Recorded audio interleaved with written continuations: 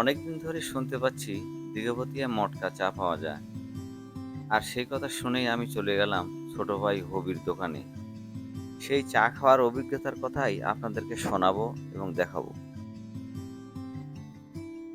গিয়ে দেখলাম তার দোকানে সারি সারি মটকা সাজানো।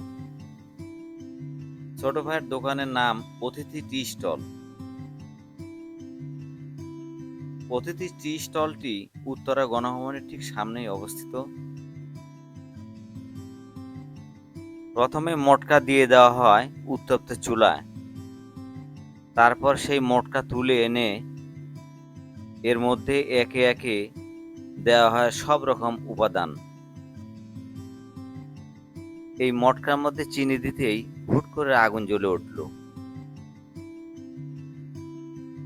এর মধ্যে চা দিতেই আগ্নেয়গিরির লাভার মতো বুদবুদ শুরু হয়ে গেল।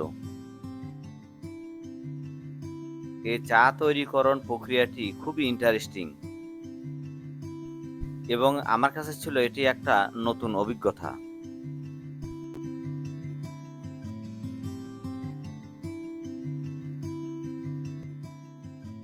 বুদবুদ থামার পর দেওয়া হলো দুধের সর, চকলেট পাউডার, হরলিক্স, কিশমিশ ও বাদাম।